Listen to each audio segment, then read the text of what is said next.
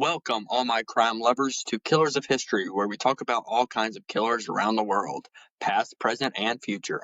I'm Zeke, your host of this amazing podcast, and I'm joined here with my beautiful wife and co host, Sam.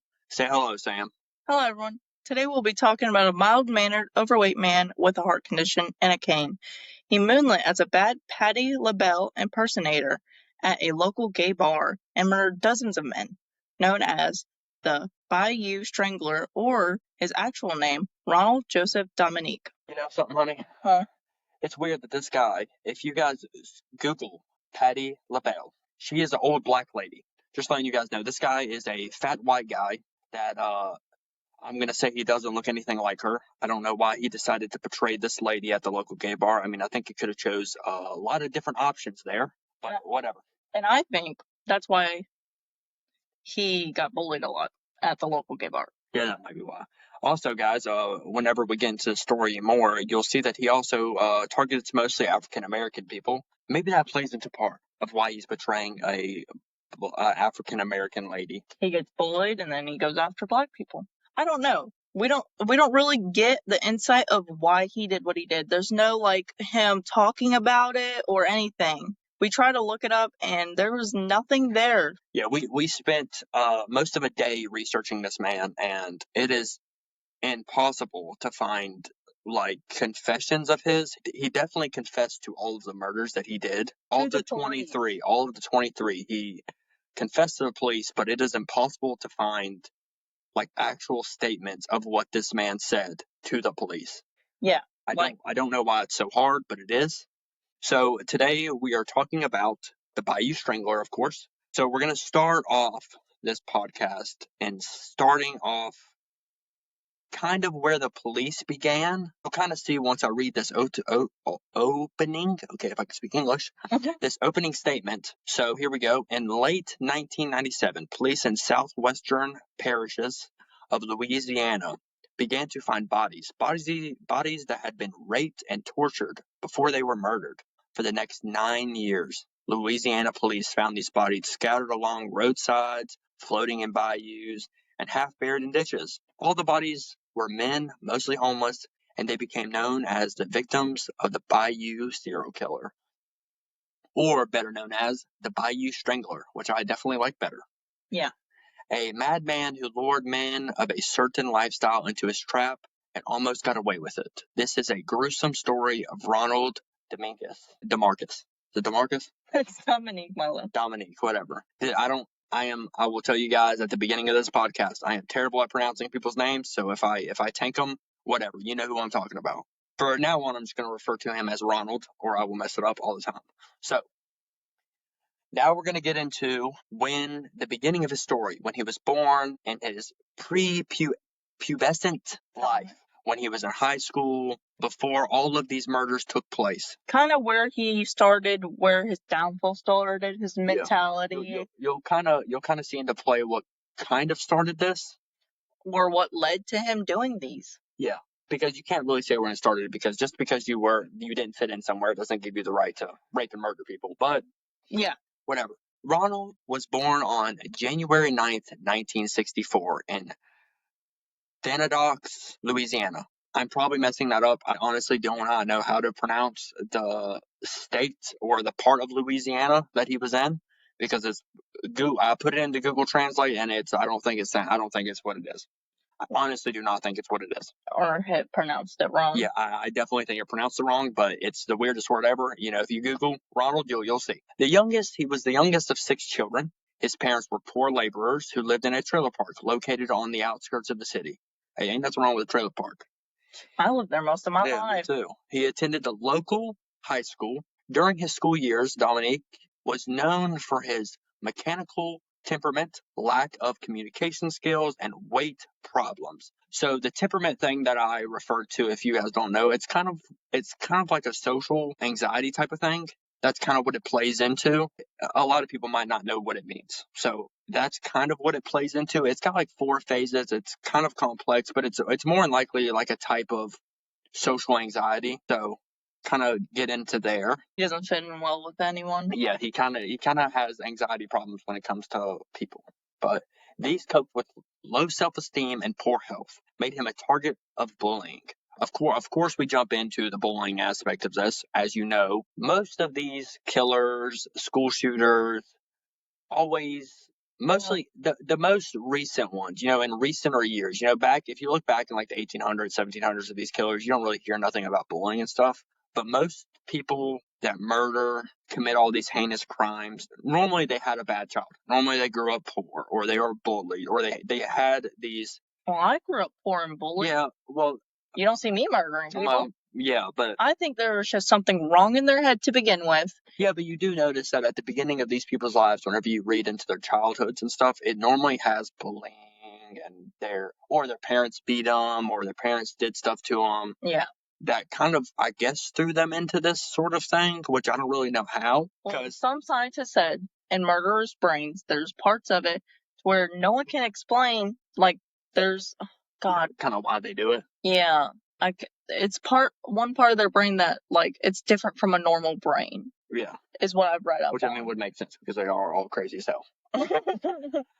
Okay, so he also sang in the school choir, of course. That's a great place to get bullied. I'm not judging anybody that sings in the school choir, but you do notice that a lot of people get bullied whenever they do that. Because he didn't. Because as we read further in, Dominique was considered an unpopular social outcast since he didn't play any sports, he didn't do drugs, and he didn't drink alcohol. Which, honestly, I think it's a good thing. He didn't get into. He was a good kid. Yeah, he was a good kid. Honestly, when you first read this, he does sound like a very good kid. He doesn't do drugs. He doesn't drink. Yeah, he doesn't play sports, but he's still participating in school activities. So, I mean, I think he's a decent kid at this beginning. Yeah, he's poor. He gets bullied. Thousands and thousands of people get bullied, but they're not all murderers. So, exactly. Shortly before leaving school, Dominique discovered that he was gay and visited a local gay bar several times. Now, this kind of jumps forward because he probably is in high school when all this is happening. Yeah, because it says before he's... Well, obviously, you're not going into a gay bar when you're 12, 13 years old. So he's probably, if you had to... like 17, 18? Yeah, if you kind of had to guess the timeline, he's probably about 16, 17, almost going into his senior year, maybe getting ready to start college. However, some of his classmates had seen him there, resulting in harassment.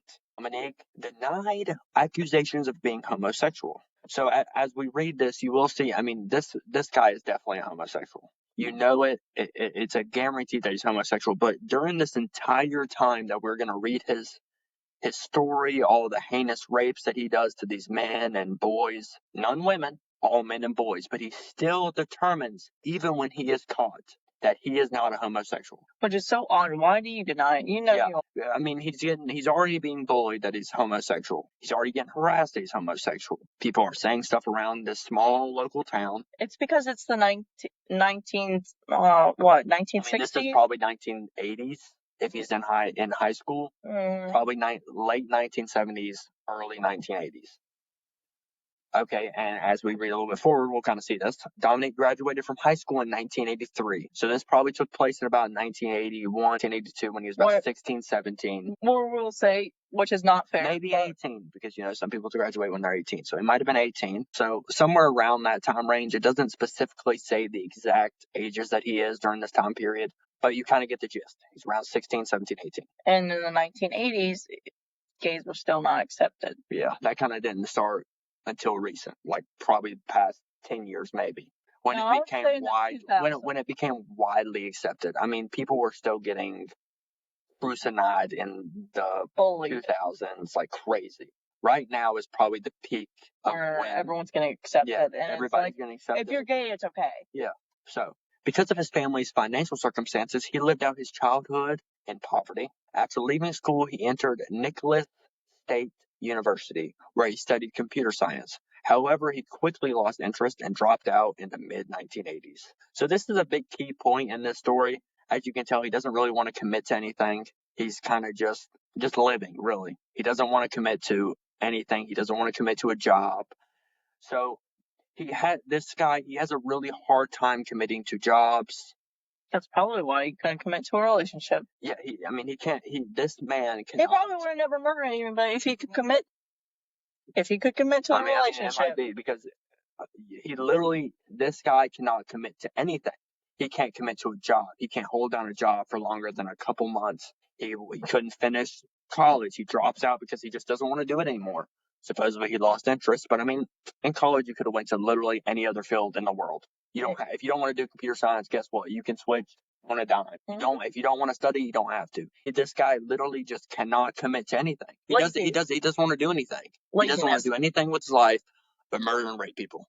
Laziness. I mean, I don't really think he's lazy. I mean, he's out there murdering and raping people. So I mean, he committed to something. he's got something. He's got something going for him.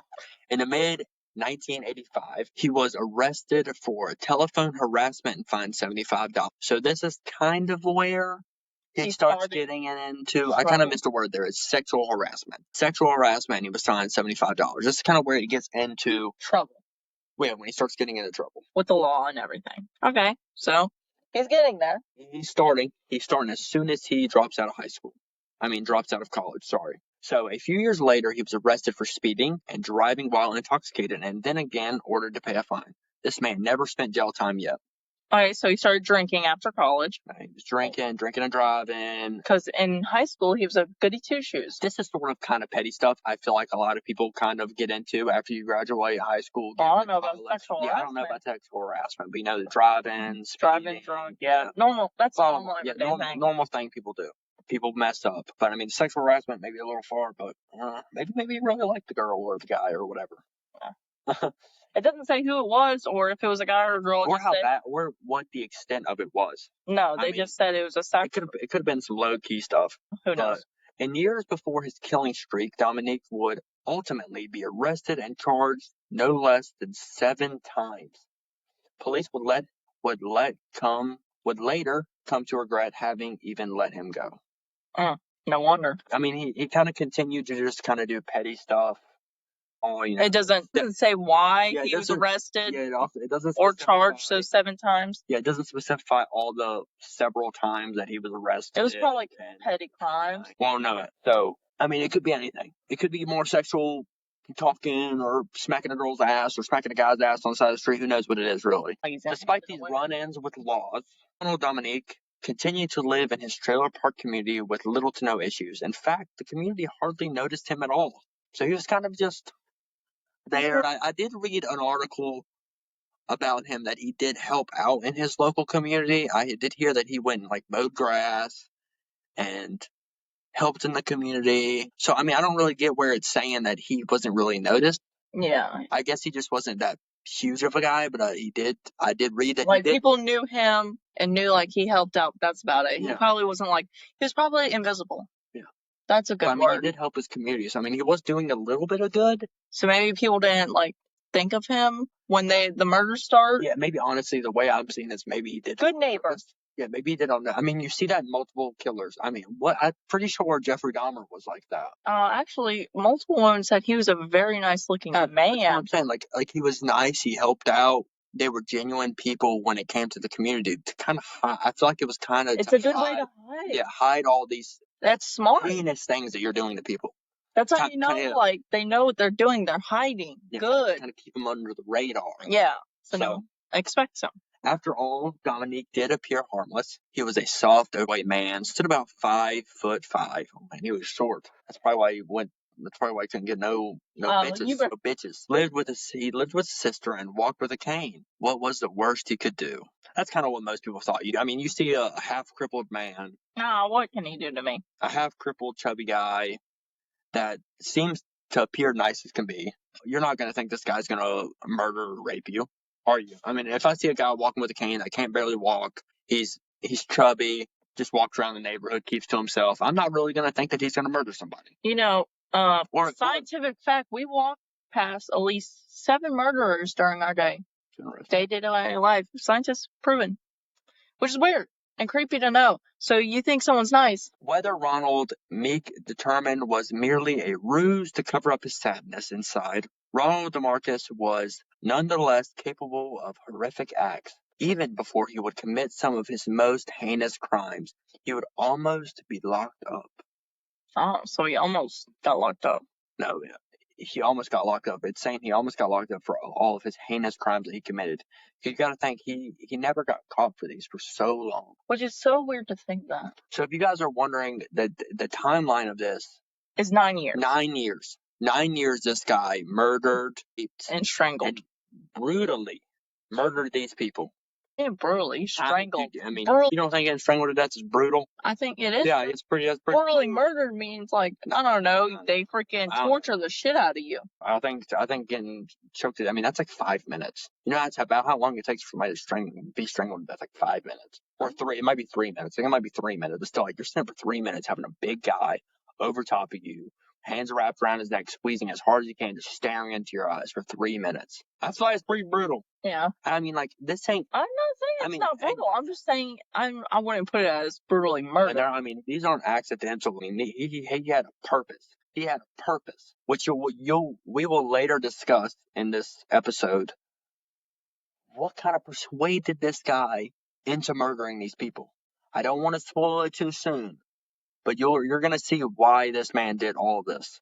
All right, you ready? In August of 1996, shortly after his DUI arrest, Dominique was arrested and charged with forcible rape. So this is the first time he has been charged for rape. He had allegedly considered a man into coming into his home with him and attempted to tie him up.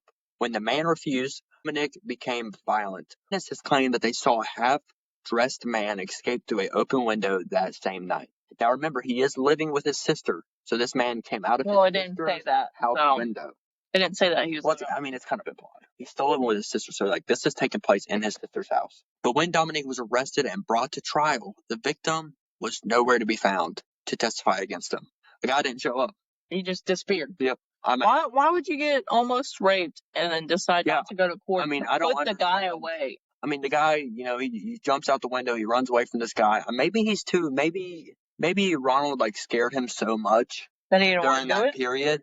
Because it doesn't really say what he did to him in that time period. No, he just said he was being violent. Even the little bit of confessions that you do hear out of Ronald, he never talks about that initial arrest. He talks about what happened while he was in jail, but he doesn't talk about what he did to that guy. Yeah. He could have beat the crap out of him. A lot of stuff leaves details out. He could have choked this guy a little bit. Who knows? So ultimately the case was dropped. Dominique later claimed to investigators that he was targeted and sexually assaulted by certain prisoners while incarcerated for his offense. Right, so he was brutally raped and jailed. Yep.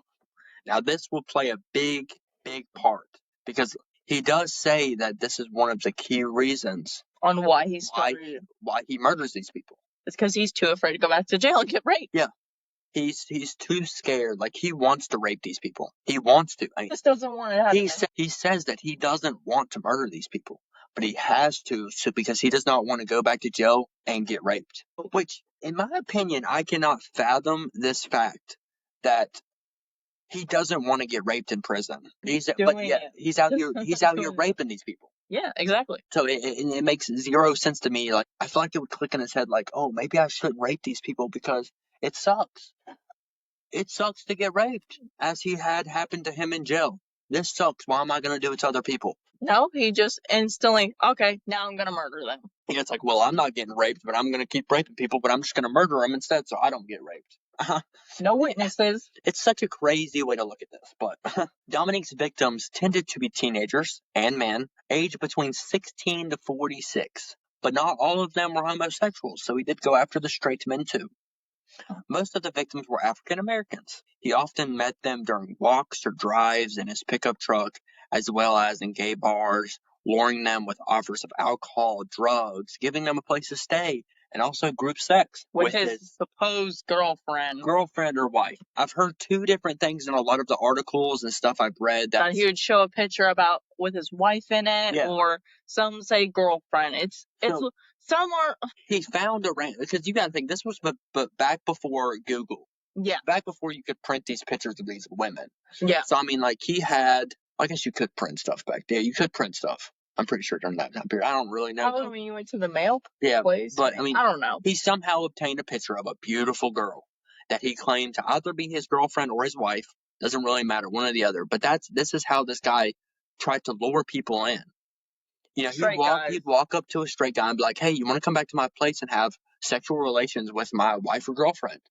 And they were like, "Heck yeah, I want to do that. Heck yeah. Shoot, I don't care. I'm trying to get laid. I'll come back to your place to have sex with your wife." I'm not having a three-way. He didn't. No, he didn't It's even a say. group sex. Yeah, group sex. But I did read some articles that he also just like said, Have sex with yeah, have sex with my wife. Go back to my place. You have sex with my wife. Many did accompany Ronald back to his home, but not one of them considered him a threat. So all of them just thought this guy's a harmless guy. Because he has a cane and he looks fucking Yeah, he looks harmless. Looks like a harmless guy. So he would overpower. Then once he lured them back to his trailer, he would overpower them, bind them, and subsequently rape them. Ronald told police during his arrest that if the men refused to be tied up, he would let them go unharmed. By this claim, some of these 23 men would have just consented to being tied up and strangled at his home. So they would just consent to it. I wouldn't say they consented to be strangled. They consented to be binded. Yeah. Which is, who the hell would consent? There's a huge craze on binding and torture. There's a huge audience on that stuff. But but by his claim, you got to think, by his claim, he is saying all 23 of these men, to him, what he is saying, that all 23 of these men consented to being tied up and strangled by him. Like, tied up to being tortured by this man and having sex with him. Tied up in a strangler's home. Well, whatever. Maybe I read wrong. But still, he's saying that these people are pretty much consenting to letting him do what he's doing to them. Raping, having sex with them. So he's saying he didn't rape people. He let them do it. And said if they didn't want to be fine, he would let them go. But he learned his lesson from letting one go. What he's saying, and he started murdering them. What he's saying is that, he let these people go by their own consent. They let him do this to them. Which I don't really think it's all. Maybe the binding, but once it got a little bit further than that. They were probably wanting out. But it's too late. No, he's gonna. According to the investigators, Ronald then strangled them, loaded their bodies into the back of his truck, and dumped them in remote rural areas in one of the 6 nearby parishes. So if you guys don't know what parishes mean, it's pretty much like the local counties and little tiny towns within Louisiana, all around pretty much, but kind of just throwing them in different locations. Which is so weird. 9 years of dumping just bodies and no one's connected it for 9 years. He got caught for something so stupid. And the thing is like, when you figure out where he's dumping, when we learn and talk about where he's throwing all these bodies, he is not hiding them. He's not doing like what Jeffrey Dahmer did, putting them into barrels where people can't find them, or burying them, or cutting their body parts up and scattering them. I don't think Jeffrey Dahmer actually disposed of them. He ate them. Yeah, but he used acid to melt their stuff down. Oh. He used acid. Mostly ate them, and he had body parts in his apartment. But he also melted the shit down. Oh. He tried to hide them. He literally tried to hide them. But I feel like this guy didn't even try. He just raped and murdered these people. He would put them in the back of his truck, drive to a random spot in Louisiana, and just throw them out of his truck. These people were found in, as we read earlier, these people were found in ditches and lakes and bodies of water in a random field. Just he would put them in random places, just throw them out. He put one under a bridge. He's just driving down the road, throwing these guys out of his truck and driving off. Because he did say when he committed his first murder that he just drove off. He was kind of afraid of what he just did. I wouldn't say he was afraid. He just didn't care. He did feel a little bit of something when I read one of the articles. He kind of it seemed like he felt a little bit of regret. I can't say for sure, or it might have not been regret. It might have just been what did I just do? In shock. What did I just do? What do I do? I feel like he's kind of scared. It might not be regret or anything. Maybe he might have still liked that he did it. It might have just been that he was scared of what could happen to him. Yeah. Maybe it's probably pertaining back to that first jail experience he had. Oh man, I could get caught. Go back to jail. I don't want to go back to jail. Happened to me. Yeah. Okay. But maybe if you'd hide the bodies better. You didn't. It's like you didn't even try. But then again, he didn't get caught for 9 fucking years. I know. I don't know how. I do not know how this man did not get caught. I just don't think the police tried hard enough. No, they did. I don't know what the hell the police were doing, but they weren't trying. So shortly after his trial ended in July of 1997, Ronald first confirmed victim was a 19-year-old African-American named David Mitchell. He was picked up while hitchhiking alone from his grandmother's house after attending a relative's birthday party. This guy was just walking home from a birthday party. Well, he's hitchhiking, trying to get home, maybe trying to find a place to stay. Who knows? We don't really know if this guy's homeless. I mean, I don't feel like he's homeless if he's going to a family's party. It says he was going home. Yeah, so he was just trying to catch a ride home. I don't know why one of his family members didn't give him a ride home. Yeah. He must have some terrible family members, to be honest with you. Or he wanted to walk. They're like, great. What, he wanted to hitchhike? Yeah. As he had, yeah, I guess. Well, he didn't. He met the wrong one. I'll tell you that much. As he once before, Ronald talked young David into coming home with him. He tied him up too, but this time he succeeded in both raping and murdering his victim. So this is the first time that he has succeeded on raping and murdering someone. This is his first crime. This kind of gets him into the groove of the other 22 supposed men that he's killed. Yeah. Well, the 22 confirmed men. There had to have been more. 9 years, and he only did 22? I mean, there's a lot of speculation that he murdered a lot more. But he's not confirming. Yeah, these are the confirmed kills that he did. Confirmed, like he said that he killed these 23 men. Might have been more. Who knows? You see a lot that like with Jeffrey Dahmer, he said that he killed some men, but there was bodies found that he never admitted to, but got pinned against him. But he never admitted to these murders. But he definitely did. He just didn't admit to them. So that kind of pertains to this. I mean, he could have murdered way more than what he is saying. True. But I mean, it's confirmed that he killed at least 23 men.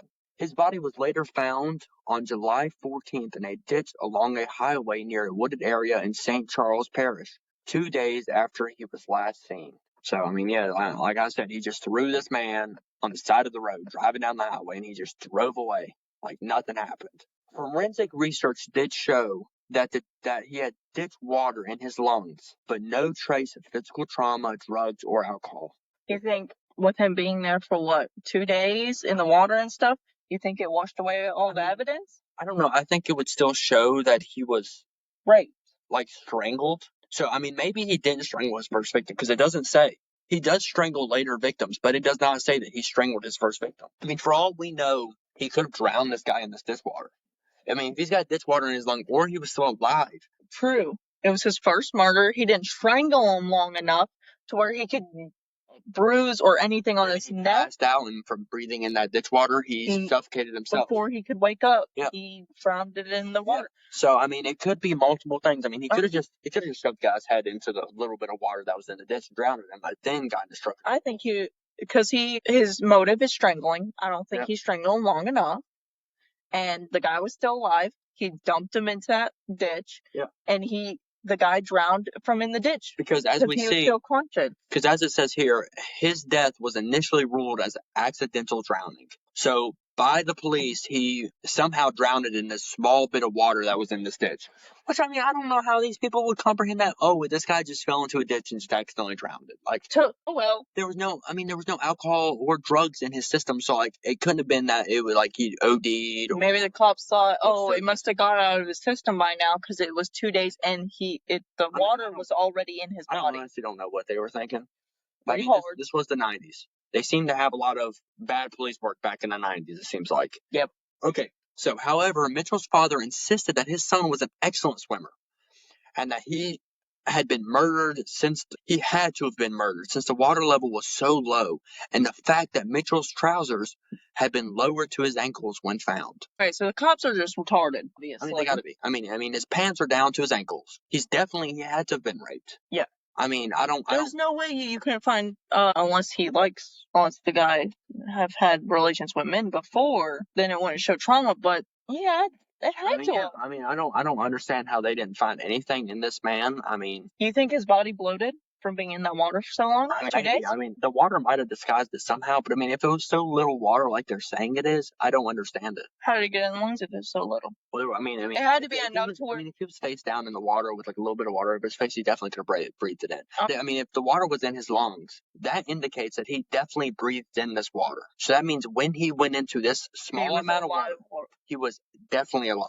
Yeah. Like, it's a guaranteed. He was alive when he got dumped out of this water. I'm telling you, he was unconscious when he got strangled, and he didn't wake up in time. Yeah. Sadly enough. I mean, you can suffocate on a teaspoon of water. Yeah. by inhaling it. So he inhaled some of that water, suffocated, and died. I mean, It's so sad to even. Yeah. I mean, it's tragic to even hear about it. Horrific. After Ronald later confessed, the deceased relative denied that he was gay, used drugs, and had financial troubles. So even after his confession in court, the family kept denying that he was not gay, he did not use drugs, and he did not have any financial troubles. So they're saying that there's no reason why he would have gotten money from this guy. There's no reason why he would have wanted drugs, and there's no reason why he would have wanted to have sex with him. But obviously, one of these were lies. Because he drags all these people in the same way. Well, you gotta think, or his family. He just didn't tell his family. I mean, you can love your family all you want. That hide being gay. There's plenty of people that hide drug use. I mean, I'm sure you hide stupid stuff from your mom, like she wouldn't freaking know about. Yeah. Like everyone does. I mean, you just don't want your parents to know about your personal stuff. That's just a point that his family makes. But he definitely could have been hiding some stuff. I mean, there was definitely a reason why this guy got lured into this guy's capture. Oh yeah. It had to be one of those: drugs, trouble financially, or like, you don't want to tell my parents that I'm going through a rough time financially, or I'm using. He's too embarrassed to ask his family for money. And it's the 1990s. You gonna tell your family you're gay? Yeah. They would kick you out if they were, and like, they're gonna disown you. If there were churchly people, oh yeah, you're gone. You're out of this freaking house. And I think that's one reason why Ronald doesn't tell his family, because his family seems to be religious. Very conservative. You know, they live in a trailer park. They're probably rough around the edges. They're not accepting any of this stuff. No. And he probably knows that they would disown him instantly. Kick him out. And I mean, he's living with his sister, so I mean, and I hear his mom was staying with his sister too, so both. Yeah, probably mom and sister. I mean, he didn't want to lose his place to stay. He needed a place to stay. Louisiana State Police launched a task force of sheriffs from 9 parishes shortly after the death of Mitchell in 1997 to try to track whoever. So in 9 parishes, 9 different places. Yeah. They launched police forces to try to catch this person. It took them 9 years to catch him. Which is kind of a weird reference, because they blamed it on accidental drowning. But maybe the family was fighting it, so they kind of increased their police force a little bit to kind of get them off their back. Yeah, get them off their back, probably. That's what I'm speculating here. Getting at, yeah. That's what I'm getting from it. Yeah. With the rape and murder of David Mitchell, Dominique began a 9-year killing spree. See, 9 years. That's a long time. Dominique's next 2 murders also took place in the St. Charles Parish. The first was on December 1997 when he strangled 21-year-old Gary Peru. His body was found fully clothed with no signs of physical trauma or drugs found in his system. Again, same thing. No strangulation. He had to have been a gay guy if he had no physical trauma, because their bodies can, Yeah. I mean, unless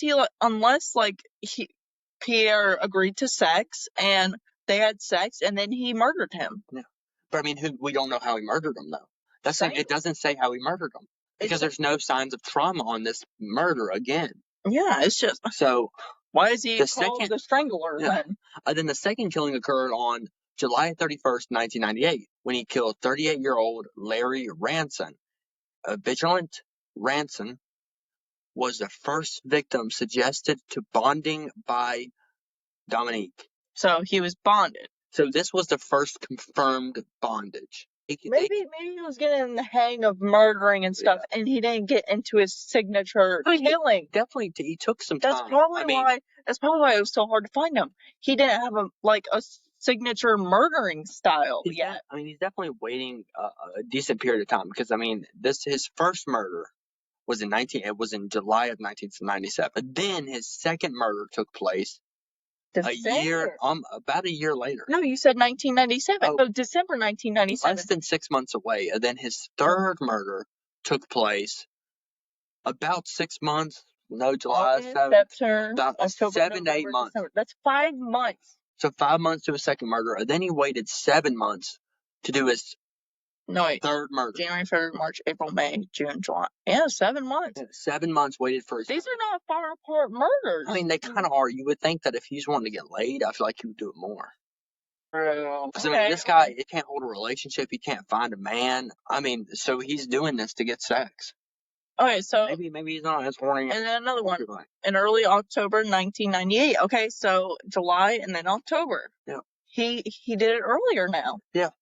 When he killed 38, so in July 31st, 1998, when he killed 38-year-old Larry Ranson, Ranson was the first victim subjected to bondage by Dominique. In early October of 1998, Dominique meets a 27-year-old Oliver LeBanc in Metlerain, whatever the heck that town is, whatever. It's a town in Louisiana. After his arrest, he claimed that LeBanc offered him sexual services in exchange for money, after which Dominique had sex with him and then beat and strangled him. Okay, there we go. There's the strangling method. He confirmed in his court hearing that he strangled him. That he exchanged sexual favors for money. He gave LeBanc money to have sex with him. But then he murdered and strangled him for some reason. It's kind of weird that if the guy willingly had sex with you, what was the point in murdering him? But he just did it. No witnesses. Yeah, he didn't want any witnesses. He didn't want anybody to know that he was doing this. He didn't want anybody to know that he was gay. He didn't want any of these people to know any of this stuff about him.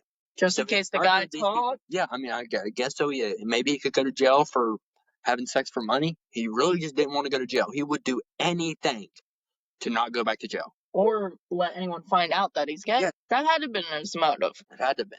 LeBanc's body was later disposed of on the outskirts of Metlerain, where it was found on October 4th. So it was found on October 4th. So, it was found a couple days later. Yeah. Because the murders took place in early October.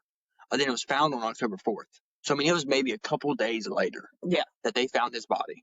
During the autopsy, traces of Dominique's sperm were found in Oliver's body. Relatives and friends of LeBanc's later confirmed that he had only recently resorted to this lifestyle after he had been fired from his job for using drugs. Okay. So he had a drug issue. He had no money. So, that kind of confirms that he would do a sexual favor for money. He was already doing it. He needed the money. He was doing homosexual stuff for money. That definitely confirms. He just found the wrong guy to do it with. That kind of confirms that not everything that Ronald is saying in his statements in court are a lie. He's definitely speaking some type of truth. It's just that one family said something. Yeah, he's definitely specifying some truth in his statements. But he got that kid to come to his house either way. Somehow. But the family's denying it. Yeah, the family's denying whatever the first murder was. Okay, so going on, in October 1998, he meets a 16-year-old boy. Oh, God. Oh, no. So, this is his first underage kid. This is the same month. So, he's picking this up.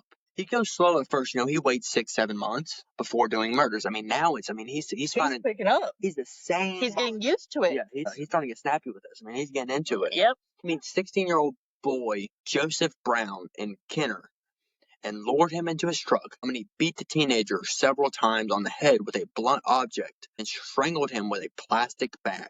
So, he didn't even use his hand. Yeah, no, this time he used a tool. So you'll notice later on that he doesn't just use his hands. He used this guy, he uses anything he can get his hands on. Yeah. Oh, my goodness. He does whatever. He hits this guy on top of the head. Then he strangles him. More than likely, he rapes this guy. It's guaranteed. He's raping all of his victims. He's raping this guy, and then he's murdering. More than likely, I'm thinking he beats him on top of the head, rapes this guy, strangles him with a plastic bag. And then a month later, 18-year-old Bryce Williams fell victim to Dominique again in the same circumstance. I'm sorry to stop you. That says Bruce. Whatever. Bruce Williams. What did I say? Bryce, Bruce, whatever. Same thing. He fell victim to Dominique in similar circumstances. So kind of the same way. Then in May of 1999, Dominique was cruising around Kenner when he came across 21-year-old Manuel Reed. There's another guy. So he kind of waited a little bit. October 1988. And then he went a month later, so October, November. He waited 7 months. This is the reason why a lot of people speculate that he killed more than 23 people. Because the time frame is so wonky. Yeah. He's waiting 5 months to kill somebody. Then he's waiting 7 months. Then he's waiting, less than a month. Then he's waiting. It said multiple times in October he murdered. He killed 2 people in October. Yeah. So, within the same month he kills somebody. Then he waits 1 month to November. If he's that bloodthirsty to kill multiple times, there's no way he spaced it out. There's no way he's waiting this long. So I think he's lying, and they just he's not admitting to all these murders. No. He's got to be. I mean, or they haven't just found the bodies. Yeah. I mean, because some of these, it said some of them were homeless. Yeah. So no one's looking for homeless people. They might have just disintegrated into bones, went under the ground, no one found them. He probably just admitted to the ones that they found. Yeah. Or connect him to. Yeah. Because, I mean, he's waiting so long time period. It's so unpredictable of why he's waiting. You know, he's waiting 5 months, 6 months, and he's waiting 8 months. Then he's waiting almost a year to kill this guy. Dominique was cruising around Kenner when he came across 21-year-old Manuel Reed. Dominique lured him into his truck yet again, where he raped, then strangled Reed. Later dumped his corpse in a dumpster in the city industrial zone about a mile from the where Brown's body was found. So he dumps this guy into a dumpster. I mean, he's literally not trying. He's throwing this guy into a public dumpster that might be dumped in a couple days. I mean, he's throwing these guys' bodies wherever he can. He doesn't even care. It's like he's not even considering trying to hide these guys. It's like he's scared to get caught, but buddy, you're not hiding him either. He's saying how terrified he was of getting caught and going back to jail, but he's not even trying to hide these bodies. No, he's not at all. So, semen traces were found on the belongings of this unknown male. Similar to LeBanc. Yeah, similar to LeBanc's. I mean, there's semen on this guy, but some bodies don't have semen. But this guy, they found semen on this man. But it belongs to an unknown male. Yeah. Well, that's... How did they not have the same semen traces from the last body? Yeah. Well, it says unknown male, but they do confirm that it was Manuel Reed. But at the time, I mean, they didn't know LeBanc. I mean, they didn't know who this guy was at first. LeBanc's was the one that they first found semen in, and now this guy, they found semen in. I mean, the reason why he's probably unknown male because he's a homeless guy. You know, no one can determine who this guy is. It was Dominique's semen, so they couldn't. Oh, yeah. Shoot, I'm reading it wrong. I'm stupid. I'm explaining this whole thing stupidly. Yeah. So, I mean, they didn't know whose sperm this was. And back in the day, they didn't have good computing to profile. But it was Dominique's sperm. Yeah. We know that now, obviously. A month later, Dominique killed 21-year-old Angel Monty. Angel Monty. That's what I'm going with. His last name's Monty. Whatever. At first, the killer tried to dump Angel's corpse in a dumpster yet again. He wants to, I don't know what his connection with dumpsters are, but he's just wanted to throw it away like trash. But after discovering that the dumpster was full, he discarded it on the street. Bro. You know, he's like, screw it. I'm just going to throw this guy beside this dumpster. This dumpster's full. Screw it. Just lay him down. I got to get out of here. It's like, it kind of gives me a feeling like he's just trying to get away from this. He's trying to get away from, after he kills them, it's like he's trying to get away from that as fast as possible. He don't care where it goes. As long as he's away from it, he forgets about it. I feel like that's what he's trying to do. Yeah, he wants to forget that he did this. Yeah, he's wanting to forget that he did this. He just wanted to dump this body, get the hell out of it. Get away from the body. Yep, I'm gone. Maybe because if he sees the corpse for too long, he'll feel guilty. Yeah, maybe. About what the part he did to that person. Maybe he's trying to sink in the guilt that he did of murdering these people. He doesn't want to feel it. Because he kind of does say that he didn't want to kill these people. He just didn't want to go to jail. He was just... That's kind of what he's saying when he says in his statement is like he's murdering these people so he doesn't go to jail. So maybe he feels guilt. Maybe he feels this guilt in him for murdering these people. I guess. He doesn't feel guilt for raping them, but I feel like he does feel guilt for murdering these people. That's why he's trying to get away as fast as possible. He's just get rid of this body. I'm gone. I'm forgetting all about this. Okay. So after examining the corpse, the autopsy concluded that the victim had been tied up with a rope before his death. So he does some more bonding into this. While investigating the killings, law enforcement established that Angel, Brown, and Pierre all lived near each other. Okay, so now they're finally connecting stuff. I mean, he's doing this in the same area, dumping multiple bodies in the same area. And they're just now connecting. Yeah. In late August, Dominique meets 34-year-old Mitchell Johnson. He took Johnson to the forest outside Metamare, the same place that he killed the other people. I mean, he's doing this in the same freaking place. Okay. Where he tied, raped, and strangled this man. Mitchell's fully nude body was discovered on September 1st. Oh, so it took him a while. Late August. August 25th, late August. They're finding these bodies quick. I mean, obviously, because he's just throwing these guys wherever he wants. I was just about to say, he's not really hard with them. No, I mean, he's not hiding them. So that's what trips me out the most. So many of these serial killers that we read about, we watch movies on, documentaries. I mean, they're trying to hide these bodies. But this guy just does. This guy just does not care. He wants to get away from them. No, he's like, throw this guy away. I don't care. Bye. I'm going to the next guy. In January 2000, Dominique claimed another victim, 23-year-old Michael Vincent.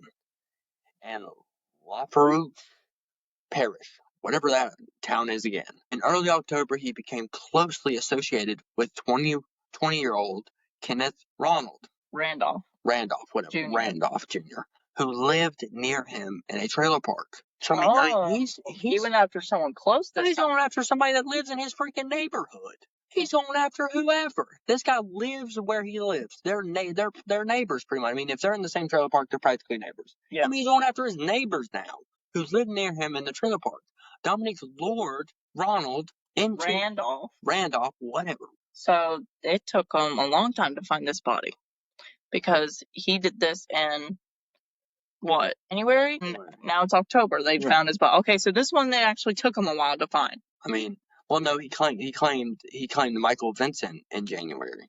Oh. But then in October, early October. So a couple days later. Yeah, they found him again a couple days. Okay. Now it doesn't specify when they found Mitchell's body. What? All we know is when he did it. We know when they found Michael Vincent's body, but they didn't specify when they found his body. Who lived near him? Okay, well, I'm backtracking a little bit. So he then took the body in a field, blah blah blah, partially naked remains on October 6th.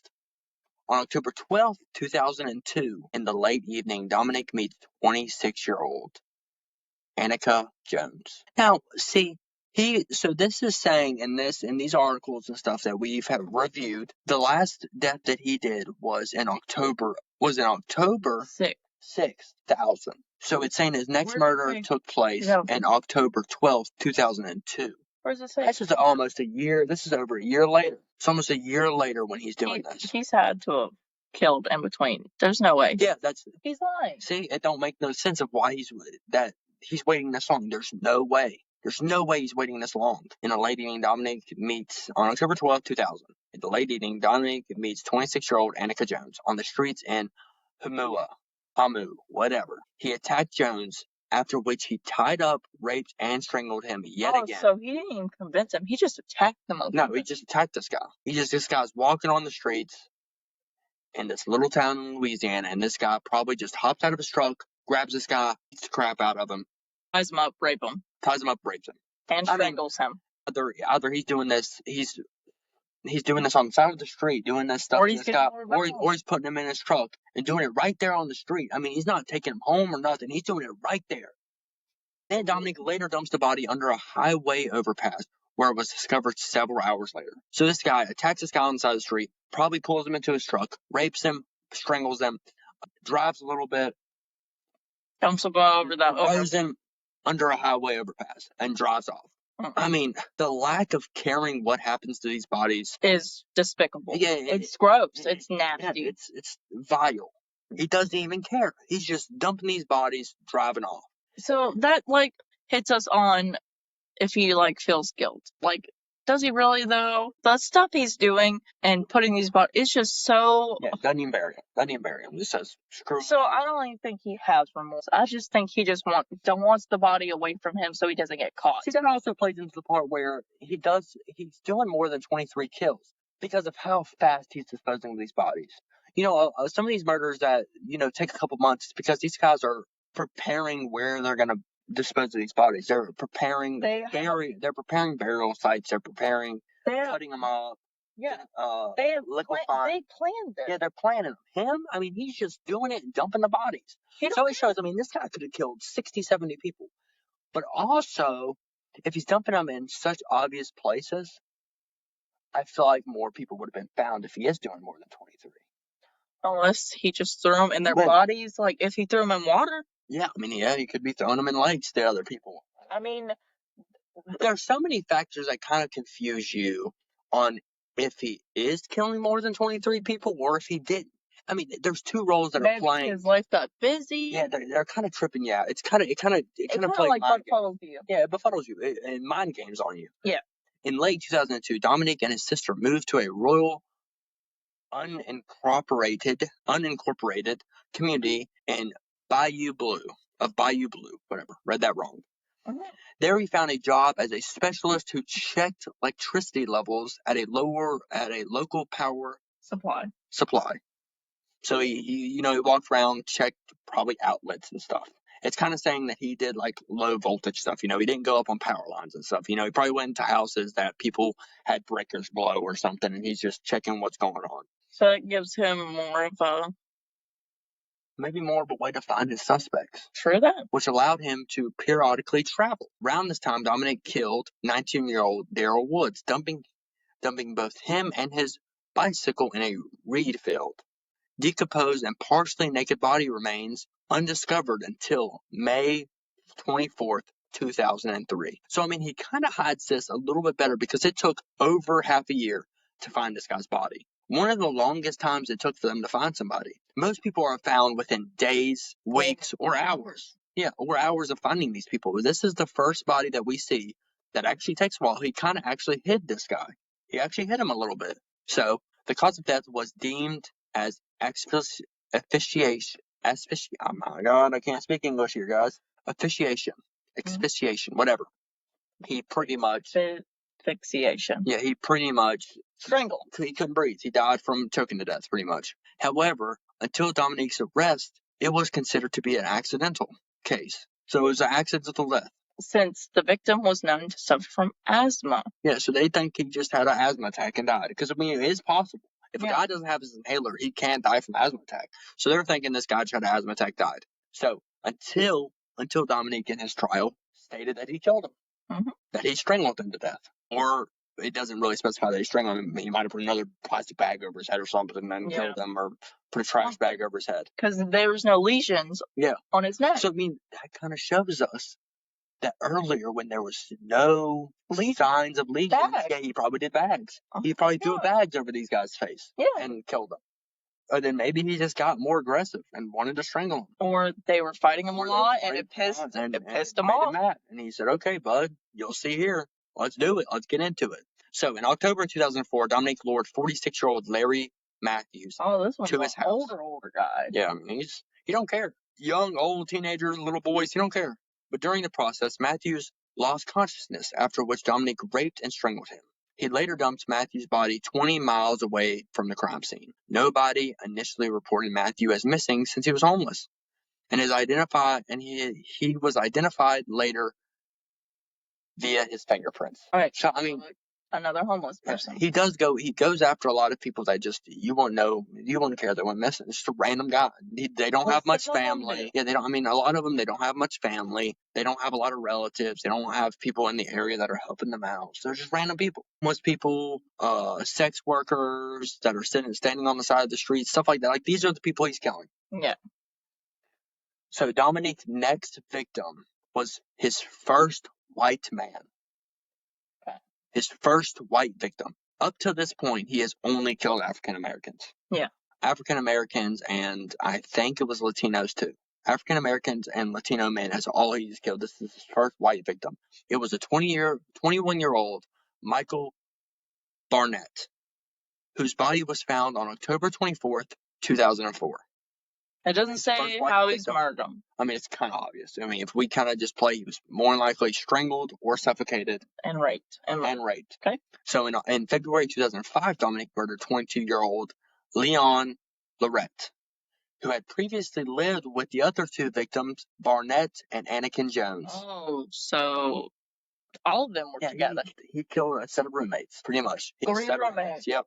Damn. Who had previously lived together with the other two victims, and was considered the prime suspect of Jones's murder. So Anakin Jones was the prime suspect. No, Leon was the prime suspect for Barnett and Anakin's murder. He killed Lorette.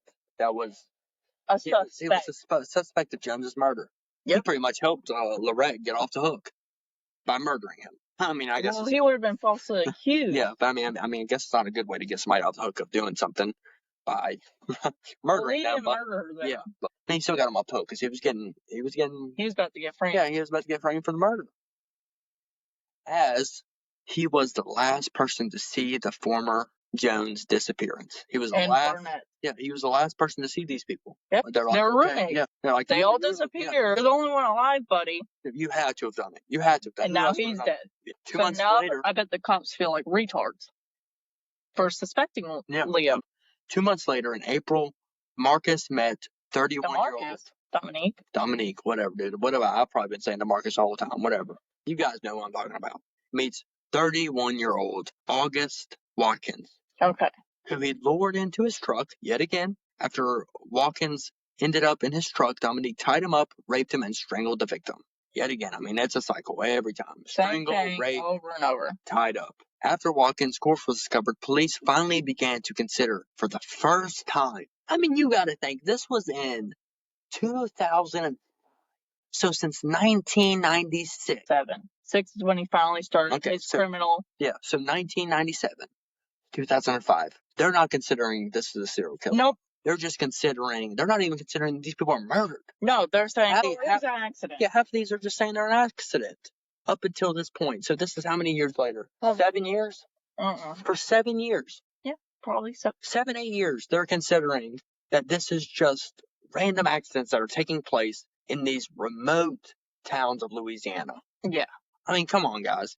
2 months later in April, Dominique meets 31-year-old. Well, oh, shoot, I'm backtracking. So, whatever. He meets Watkins. He murders him in his trailer. He murders him, rapes him, strangles him. Same motive as always, and then dumps body. Yep. And then the police finally are like, okay, this is a serial killer. So that it was active in Kinnear and Hamua. So he's done 4 different towns. Yeah, and they're only thinking it's in 2 of the towns. True.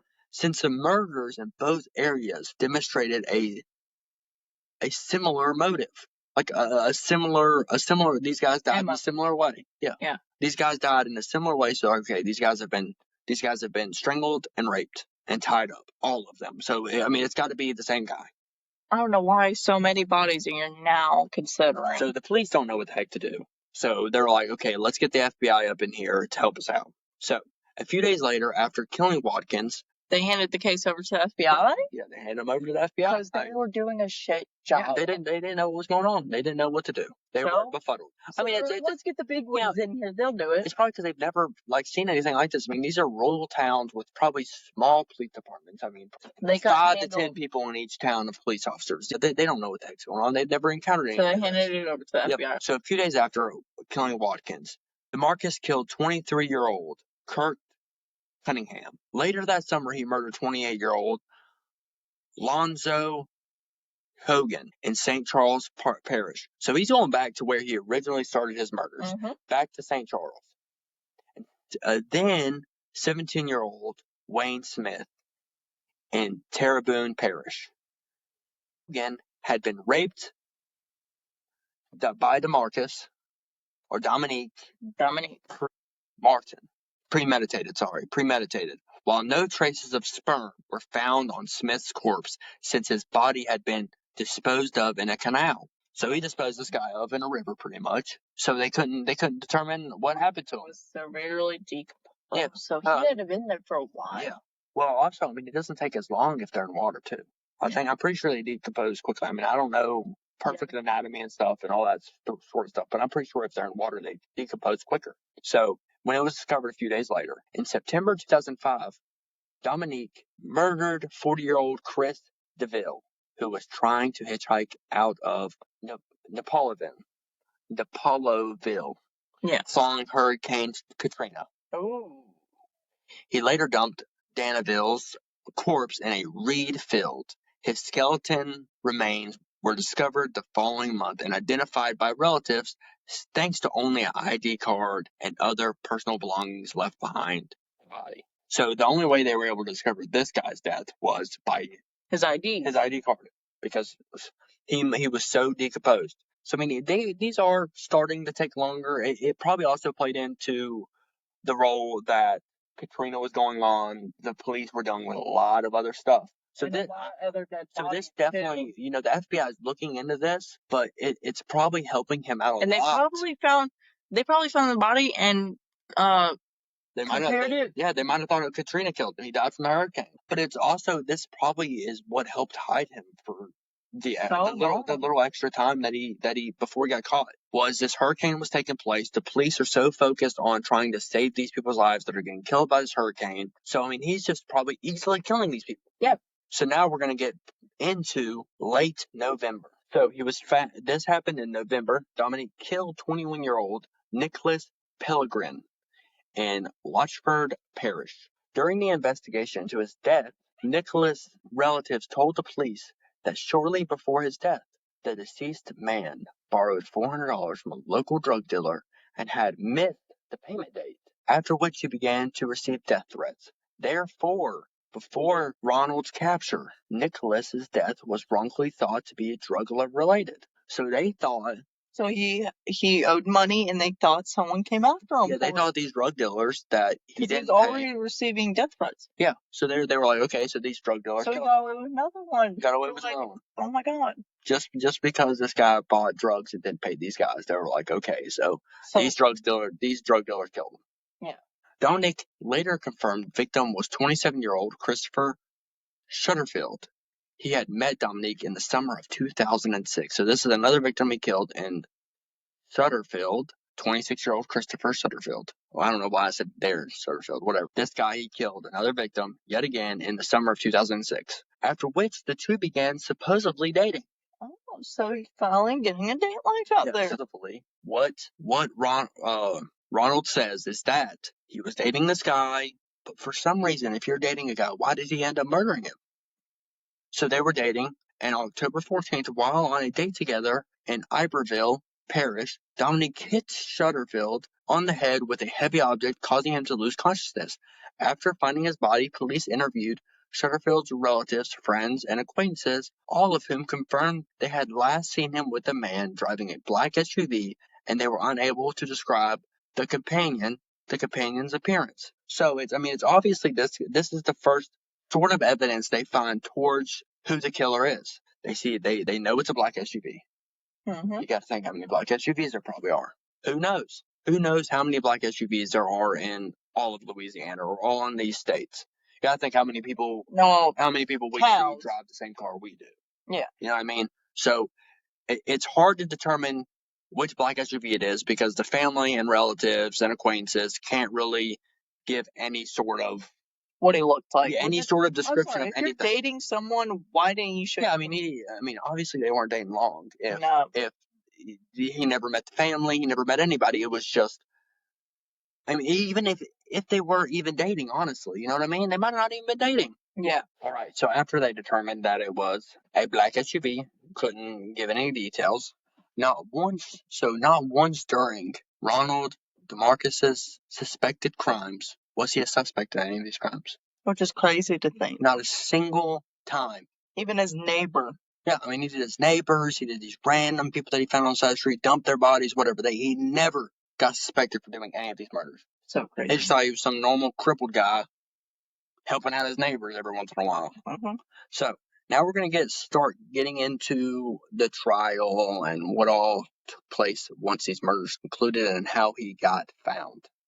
So almost 10 years after his fateful first murder in November 2006, Marcus came under police suspicion after Ricky Wallace, a resident of Bayou Blue, reported that DeMarcus had lured him to his trailer in mid-2006 with an offer to share drugs and have sex with a girl, probably his fake girlfriend or wife. Mm-hmm.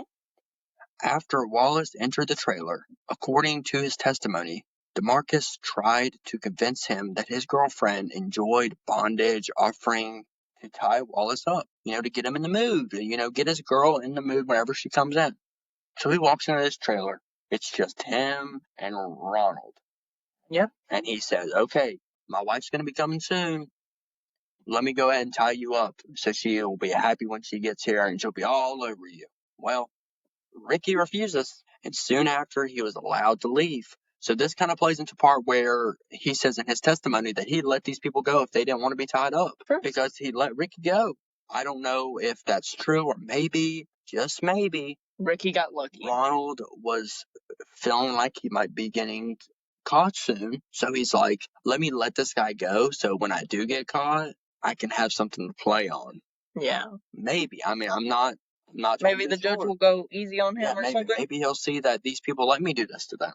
That it wasn't me doing it forcefully. They let me. His testimony was questions at first, nevertheless, because at first they're like, "There's no way this guy did this to you." Yeah. It doesn't sound like it would happen, honestly. If you're hearing this, you're like, "Yeah, right." Top line. So he told officers how he'd been tied up by an older man who had appeared ill, and something clicked with the officer. Within a short period of time, police had arrested Ronald DeMarcus. So the officer, I guess, was suspicious. So they were obviously suspicious a little bit of this guy. And then they see that it was an older, ill man. And they're like, oh, I've seen this guy around town. Maybe it's this guy. So like, okay, let's go arrest this guy. I mean, it wasn't really an arrest. They kind of just brought him out to the station for questioning. So they're like, okay, and then they asked Ronald to do a DNA test. He wanted to keep his appearance that, he's not guilty. It wasn't me. I'm not guilty. So yes, I will consent to a DNA test. So he turned over DNA test to the police. He let them DNA test him to prove that he's innocent. Okay, so after he gave the sample DNA, of course, the sample came back positive, linking him to at least 2 of the murders. So the police confirmed that he committed 2 murders with that DNA. They only found 2 traces of sperm. Yeah. So they linked it to 2 of the murders. He complied with the officers on all counts, even going as far as to offer up his confession to the 23 other murders. So he did confess to doing all 23 murders. When asked why he had raped these victims, then turned to murdering them, why did you start raping them and then all of a sudden you're murdering them too? Why didn't you just rape them? And then this is where you get into the part of why he did it. As we mentioned earlier, it's because he was afraid of going to jail for rape. So he killed his victims to keep them quiet. Because whenever he originally went to prison, for the first time, whenever he did that petty stuff, he was raped. And he didn't like it very much. They knew what he was charged with. They knew he was charged with rape. So they're like, okay, well, you've been raping people, so we're going to rape you. Mm-hmm. And he was so terrified of being raped, even though he was raping people. And this is a little tiny quote of what somebody says in court while he was getting sentenced. I hope hell finds you fast, cried the brother of one of the Bayou serial killer's victims in court. 30 relatives attended Ronald's sentencing. So victims' relatives, 30 of them. A lot of them were there, probably cussing him out, yelling at him, and all this sort of stuff. Ultimately, following a trial, Ronald DeMarcus pleaded guilty to first-degree murder in an attempt to avoid the death penalty. He didn't want to get murdered. I'm surprised he didn't want to get murdered because he was so terrified of going to prison for rape. I'm honestly surprised he didn't want the death penalty, but surprisingly, he did not want the death penalty. So he confessed, and on September 23rd, 2008, he was sentenced to 8 consecutive life sentences, which he is currently serving in Louisiana State Penitentiary. Isn't that crazy? It's I mean, it still fathers me that it took them so long to find this guy. 9 whole years to find this guy that was just out there strangling and raping people. I just throwing him wherever. Yeah, beating the crap out of him, throwing him wherever. I mean, he was so careless. That's the part that trips me out the most, is that a lot of these killers that we see and we read on, they try very hard to hide these people. But this guy not get found. Yeah, not get found. I mean, they're trying hard. This guy didn't even try to hide any of these bodies. He slipped up one time from not killing that guy and letting him go. That's where he fucked up. Yeah, that's literally what cost him. He probably never got found. He probably would have took him way longer to get found. Yep. If he did not let that guy go, who knows how much longer this guy would have lasted. Exactly. And this was in 2006. 8. No, he got sentenced in 2008. Oh. His last known killing was 2006. I mean, that's so sad. I mean, it's crazy. It's crazy what happened. Poor families. Yeah, those poor people, those poor families, all that what happened. It's crazy that it took 9 years. They could have prevented a lot of these. Yep, they could have caught it a lot sooner. Mm-hmm. But I hope you guys enjoyed the crimes and murders of Ronald DeMarcus. I appreciate everybody listening. I know my wife does here. She was excited to start this podcast, so I hope you guys appreciated and enjoyed the first episode into our future podcast. What can I say? I'm a little murder freak. Yeah, we all are. We all love murders. We all love murdering. No. Well, my bad. No, we love listening. We love listening about murder. And a lot of people have, and surprisingly, a lot of people have not heard of this guy, because one thing about this guy is that a lot of people just It didn't go noticed like super big in the media. It went a little bit big in like the local newspapers of Louisiana, but like it never out of state, it wasn't known. it, It didn't go big, which is crazy because of all the other famous killers. The thing is because if you research, there was actually another mass murder that took place around the same time as So this. it really overshadowed? Yeah, it overshadowed it. And like this killing didn't really go super public. It didn't go into the New York Times or nothing. Like didn't. It was a 9-year spree. Yeah, a 9-year. And it didn't go noticed. Yeah, it went unnoticed. Not many people know about this guy. That's what I found that's why I really wanted to do this subject, this man first, is because not a lot of people know about this guy. I'd never even heard of it. And me and my wife listen to a crap ton of murder stuff. She listens to it more than I do, but like we listen to a lot of murder stuff and I've never heard of this guy. She's never heard of this guy. No, I was very shocked. This guy killed to know about three people. Raped, strangled them, threw them on sides of the road. And not many people's heard of this. But guys, I hope you all enjoyed it. I really appreciate you all listening. And I hope you all have an amazing day. And we will see you guys in the next podcast. Goodbye.